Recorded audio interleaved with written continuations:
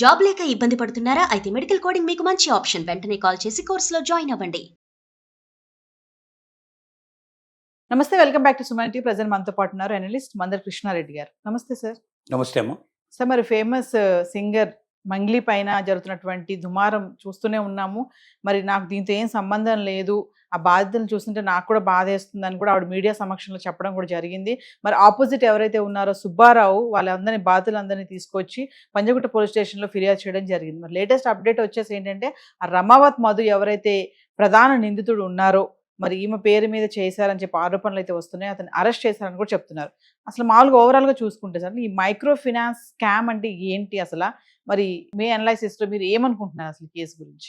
ఈ మధ్య వారం 10 రోజుల నుంచి సింగర్ మంగ్లీకి సంబంధించినటువంటి సోషల్ మీడియాలో కొనసాగుతున్నటువంటి చర్చలు, టీవీ లోపల ప్రతిరోజు దాదాపుగా కొంత ఇన్ఫర్మేషను దాంట్లో రావడం.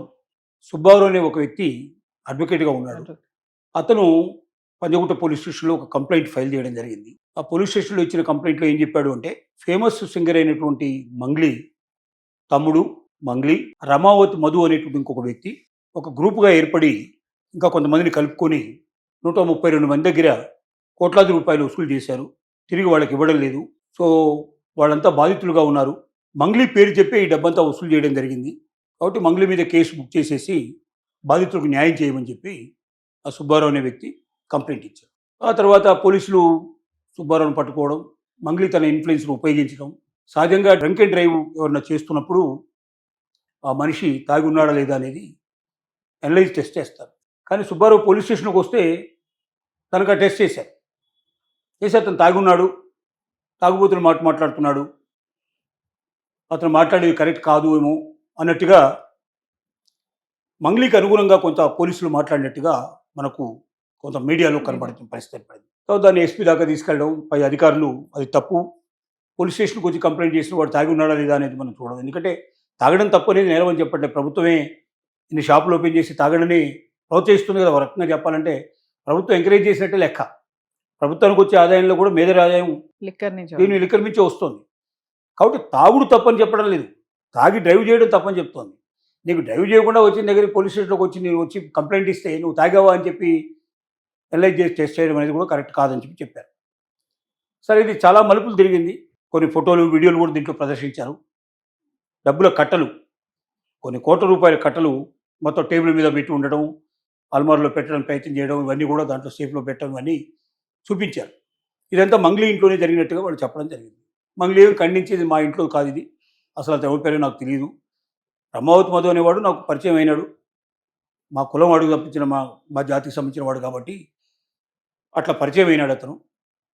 అతని ఇంటికి మేము వెళ్ళే మాట వాస్తవం, నేను నా తమ్ముడు కలిసి. అతను కూడా మా ఇంటికి ఒకసారి 2 సార్లు రావడం జరిగింది. అంత మాత్రం చేత అతనికి నాకు వేరే సంబంధం లేదు. నా పేరు చెప్పి ఒకవేళ అతను డబ్బులు వసూలు చేసుకుంటే తప్పు నాది కాదు కదా. నాకు ఆ సంగతి తెలియదు కదా. నాకు సంగతి తెలిసింది, ఇప్పుడు తెలిసింది కాబట్టి నేను చెప్తున్నానని చెప్పడం జరిగింది. అయితే రమావత్ మధు మీద కేసు ప్రత్యేకంగా పెట్టడం అనేది జరగల. ఊరికే ఇది వాదించడం పోవడం జరిగింది. కొన్ని వారం రోజులు ఇట్లా జరిగింది. ఆ తర్వాత మధు నా మీద ఇలా చేశాడు కాబట్టి మధు మీద నేను కేసు పెడుతున్నాను అని చెప్పి తను పోలీస్ స్టేషన్ చెప్పడం జరిగింది. మధు అనేవాడు ఒక వీడియో ద్వారా తప్పంతా నాదే, పొరపాటంతా నాదే, దీంట్లో మంగ్లీకి ఏ రకమైన సంబంధం లేదు, మంగ్లీ తమ్ముడు కూడా ఏ రకమైన సంబంధం లేదని చెప్పి అతని వీడియోలో తెలియజేయడం జరిగింది. సరే, ఇప్పుడు మధుని దొరికించుకున్నారు, పట్టుకున్నారు. ఇప్పుడు తెలుస్తున్నది ఏమిటంటే, పోలీసుల ద్వారా మనకు తెలిసే ఇన్ఫర్మేషన్ ఏంటంటే, మియాపూర్లో ఒక ఆఫీసు, ఒక రియల్ ఎస్టేట్ ఆఫీస్ ఓపెన్ చేశారు రమావత్ మధు. దాంతోపాటు కొంతమంది ఒక గ్రూప్ ఆఫ్ పీపుల్ కలిపి ఓపెన్ చేశారు.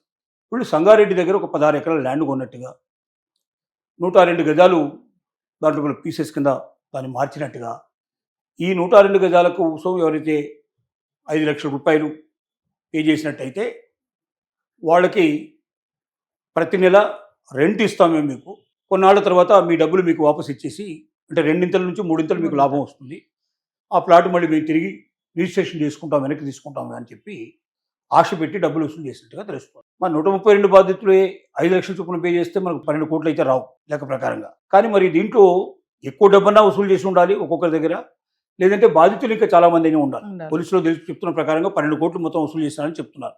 అంతకుముందు అయితే 130 కోట్లు 140 కోట్ల దాకా కూడా పోయింది, కోట్లాది రూపాయలు వసూలు చేశారని చెప్పి చాలా పెద్ద గగ్గులు పుట్టించారు. అంటే సమాజం ఎట్లా ఉంటుందంటే, అదిగో తోక అంటే ఇదిగో పూలు అనేటువంటి పరిస్థితిలో ఉన్నటువంటి వాళ్ళు చాలా ఎక్కువ మంది ఉంటారు. ఏం జరిగిందని తెలుసుకోకుండా దాన్ని విపరీతంగా చాలా పెద్దగా పెంచేసి చెప్పేట ప్రయత్నం చేస్తారు. ఈ కేసులో కూడా అలాగే జరిగింది.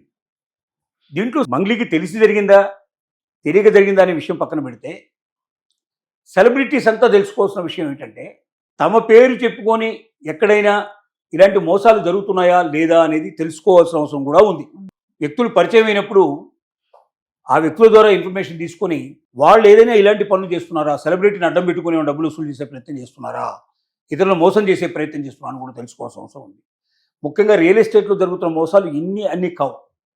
ఫ్రీలాన్స్ అనే పేరుతోటి ఇంకా అసలు ఈ 16 ఎకరాలు వాడి పేరు మీద రిజిస్ట్రేషనే కాలేదు. ఇప్పుడు చెప్తున్న ప్రకారంగా, పోలీసులు చెప్తున్న ప్రకారంగా సంగారెడ్డిలో ల్యాండ్ మాట్లాడుకున్నారు అంతే. దానికి ఏదో ఒక అడ్వాన్స్ పే చేసుకున్నారు. దాన్ని ఇంతవరకు వాళ్ళు రిజిస్ట్రేషన్ చేసుకోవడం జరగలేదు. అది వాళ్ళ ఓన్ ల్యాండ్ కానే కాదు. వీళ్ళ దగ్గర డబ్బులు వసూలు చేసినప్పుడైనా మరి ఆ డబ్బులు పెట్టైనా సరే ల్యాండ్ కొనుక్కోవాలి కదా. వీళ్ళు ల్యాండ్ అయినంతవరకు వాళ్ళ పేరు మీద రిజిస్ట్రేషన్ కాలేదు. ఆ డబ్బులు తీసుకొని పరారయ్యే పరిస్థితి ఏర్పడింది. ఈ పరిస్థితుల లోపల లబ్బోదిబ్బో అని చెప్పి జనమంతా కూడా వస్తున్నారు. మరి దానికన్నా ముందే ఎవడైనా ఒక రియల్ ఎస్టేట్లో ఆఫర్ చేసినప్పుడు అసలు ల్యాండ్ వాళ్ళ పేరు మీద ఉందా, పర్మిషన్స్ అన్నీ ఉన్నాయా, వాడు చేయగలిగే కెపాసిటీ వాడికి ఉందా, గతంలో అనుభవం ఉందా లేదా, ఇవన్నీ ఏమీ తెలియకుండా ఎవడి పేరు చెప్తే వాడి పేరు నమ్మేసేసి డబ్బులు కట్టుకుంటూ పోయారంటే, డబ్బులు ఉచితంగా ఎక్కువ వస్తాయి, ఎక్కువ వడ్డీ వస్తుంది, ఎక్కువ మొత్తంలో డబ్బులు వస్తాయి, ఫ్రీగా వస్తాయంటే అట్రాక్ట్ అయి వెళ్ళిపోయేందుకు సిద్ధపడేటువంటి మనుషులు కోకొల్లుగా ఉన్నారు. ఇలాంటి పిచ్చి మనుషులు ఉన్నంతకాలం ఇలాంటివి జరుగుతూనే ఉంటాయి. ప్రజలకు అన్యాయం జరుగుతూనే ఉంటుంది, మోసం జరుగుతూనే ఉంటుంది. కాబట్టి ఎవడైనా డబ్బులు ఎక్కువ ఇస్తాడు అంటే ఎందుకు ఇస్తాడు? వాడి దగ్గర డబ్బులు ఎక్కువ ఇస్తున్నాడా, లేదా వాడి దగ్గర ఆల్రెడీ ఇంతమంది బాగా కోటీశ్వరుడై ఉండి జనానికి డబ్బులు పంచిపెట్టదలుచుకున్నాడా? అంత డబ్బు ఎక్కడి నుంచి వస్తుంది? అసలు వాడు కరెక్ట్ పర్సనా కాదా అని ఆ జెన్యూనిటీ చెక్ చేసేటువంటి అవకాశం మన వాళ్ళు చాలామంది ఆ ప్రయత్నం చేయడం లేదు. ఇప్పుడు మంగ్లీ కేసు కూడా మనకు ఒక ఉదాహరణగా జరుగుతుంది. దీంట్లో 2 ఉన్నాయి మనం ఇచ్చేటువంటి సందేశాల లోపల. ఒకటి, సెలబ్రిటీస్ ఎవరైనా సరే వాళ్ళ పరిచయస్తులు తమ పేరును ఉపయోగించుకొని ఎక్కడైనా వాళ్ళు ఫ్రాడ్కు ఉపయోగపడుతున్నారా, ఫ్రాడ్ చేస్తున్నారా అనేది కనిపెట్టుకోవాల్సిన అవసరం కూడా ఖచ్చితంగా ఉంది. రెండోది ఏమిటంటే, ప్రజలు కూడా పిచ్చివాళ్ళలాగా డబ్బులు ఎక్కువ ఇస్తాం, వడ్డీ ఎక్కువ ఇస్తాం, మీరు పెట్టే పెట్టుబడికి 2 3 వస్తుంది అని ఆశ పెడితే ఏమీ తెలియక చెప్పకుండానే టెప్పులు తీసుకెళ్ళి డబ్బులు కట్టే ప్రయత్నం చేయడం కూడా తప్పు, నేరం తగ్గింది. ఇట్లాంటి తప్పులు మరొకసారి జరగకుండా ప్రతి ఒక్క వ్యక్తి చూసుకోవాల్సిన అవసరం ఉంది. Thank you.